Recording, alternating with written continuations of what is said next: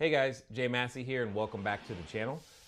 One of the reasons I like the short-term rental business is because the way that I see it, it's about 3 different phases. Phase 1 is simply go get your first one. Phase 2 is learn to build and scale it. And then phase 3, this is the really big piece.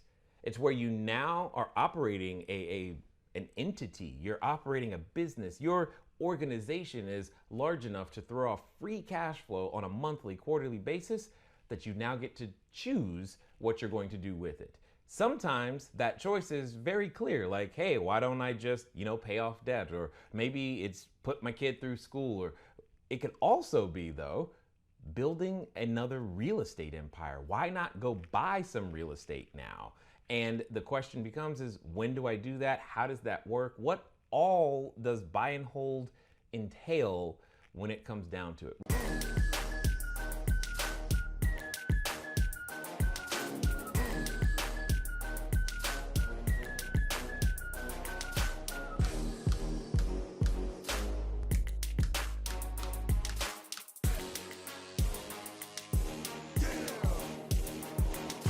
And buy and hold question. Okay, here comes phase 3.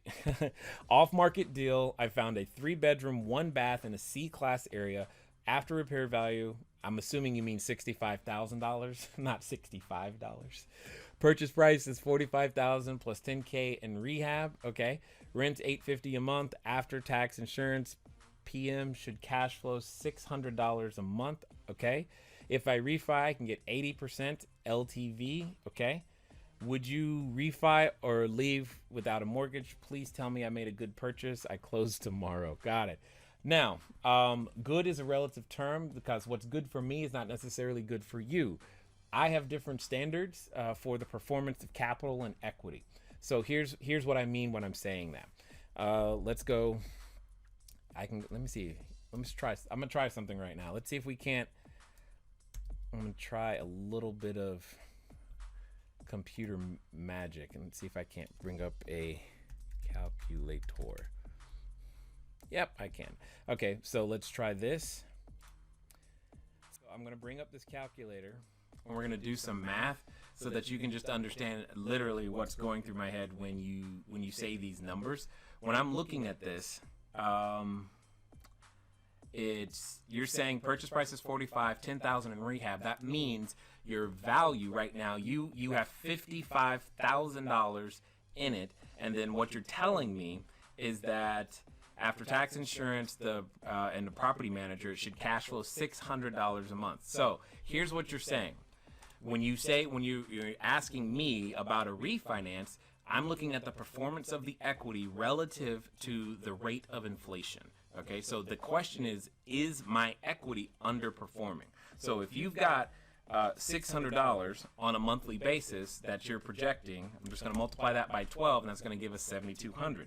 I'm going to take that same $7,200 now, and watch what I do here. Whoops, clear. Where's the clear button? There we go. So I'm going to take that $7,200 now, and I'm going to divide it by the entire amount that you still have in there, which is $55,000. 45 plus your 10 rehab. Okay. That means, and then I'm going to multiply that by 100%. That means at this particular moment in time, your equity, your pot of $55,000 is performing with a 13% cash on cash return. Said another way is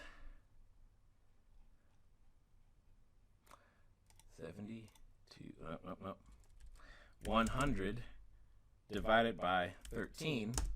It's going to take you a little more than 7.5 years for you to recoup your $55,000. So, 1, there's the number of 13%, and then 2, there's the number of 7.5 years. And you have to ask yourself, 7.5 years from now, will $55,000 still be able to buy a like-kind house? That's up to you, especially if you're trying to continue to grow the portfolio. Now, if you're in a retirement phase, I'm sure that could probably make sense for you. But if you're asking me, would I do it that way? No, I would definitely So let's pretend that you can get you said the full value, so $65,000 is what it would be.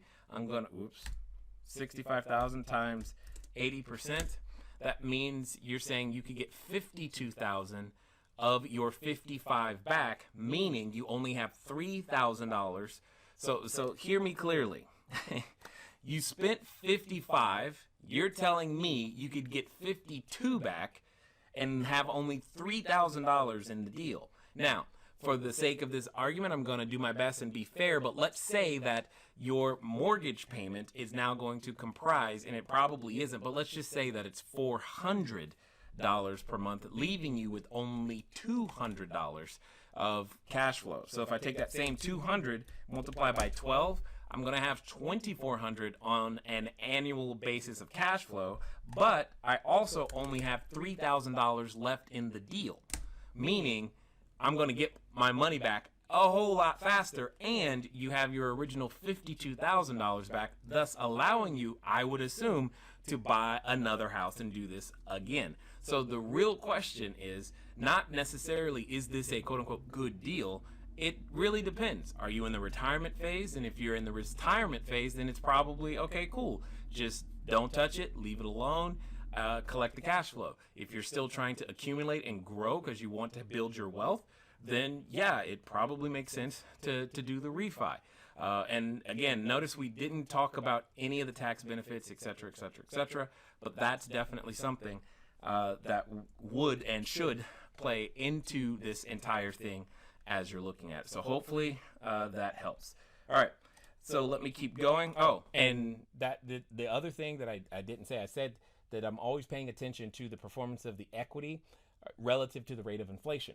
So you've got to ask yourself what you think the rate of inflation is. Now, I know what the government tells you the rate of inflation is.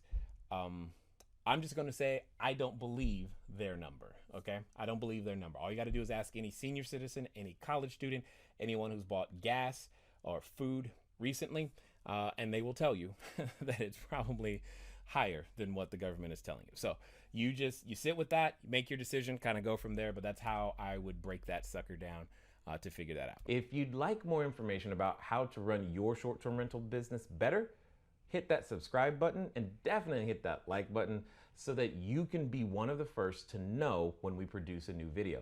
Plus, do us a favor, go ahead and share. Hit that little share button too, because you know that you have an entrepreneurial friend who would love to find a way to earn more revenue.